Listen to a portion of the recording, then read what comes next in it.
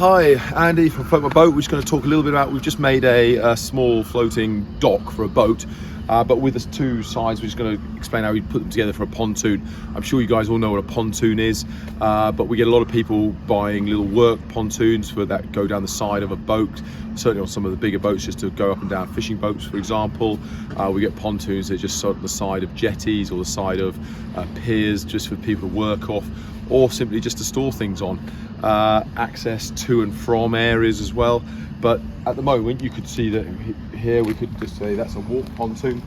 Typically you could put that against, as I say, against a wall, against a pier, against a whatever fixed object you wanted, but you can also just swing it alongside a boat to work off, where you're painting the side of it, or whether you put it, as I say, down the side of something like a harbour wall for access onto a boat, at the end of a river, at the end of a lake.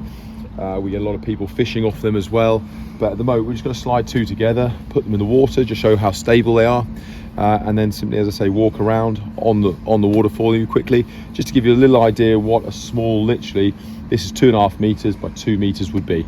So you can obviously go back to the original video on our instruction form how we got this to this point at the moment, but we've taken the V sections away from the middle. I'm literally going to go back together. As we all know, we want to be 1, 2, 3, 4. You can see at the moment the 2s and 3s are all nice and tight together. 2s and 3s are nice and tight, and the 1s and 4s, we've got that nice gap.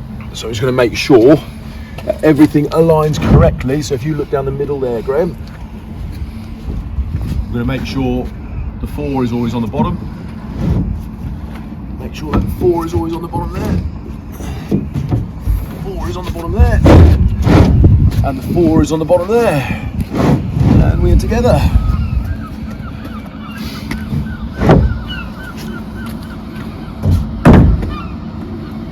Put there. Pop a couple of these down through the middle.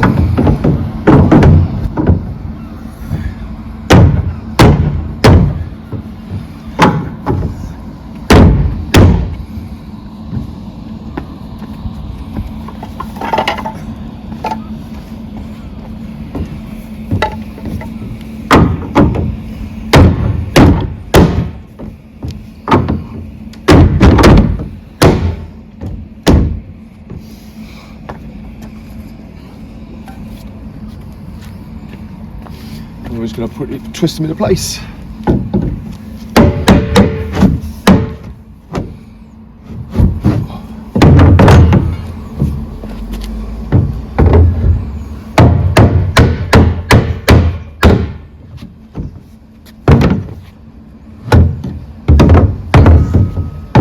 That's already done.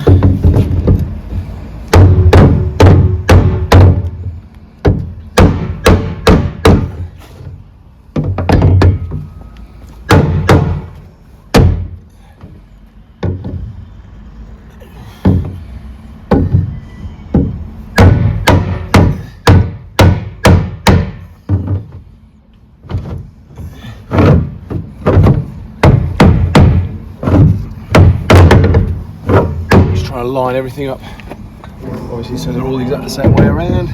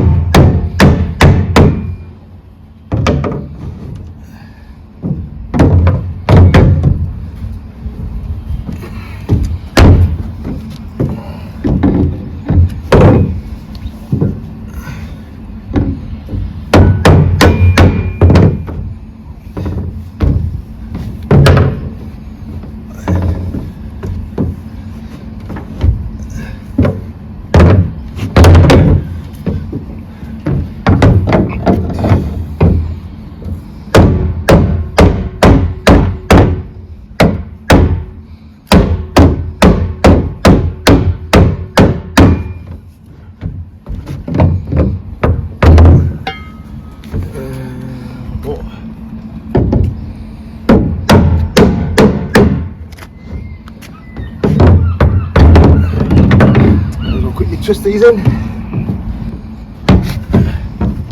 One more.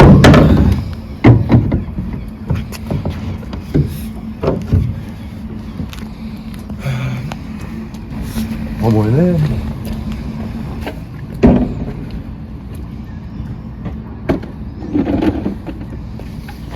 With the nut and bolts, obviously, at the moment we're just not twisting them all the way up, just because we explained in the previous video, once those barbs there get caught in, it's very difficult to get them off without, as I say, using a hammer, slightly knock them sideways. So just for the purpose of putting in the water, where we're going to here will be perfectly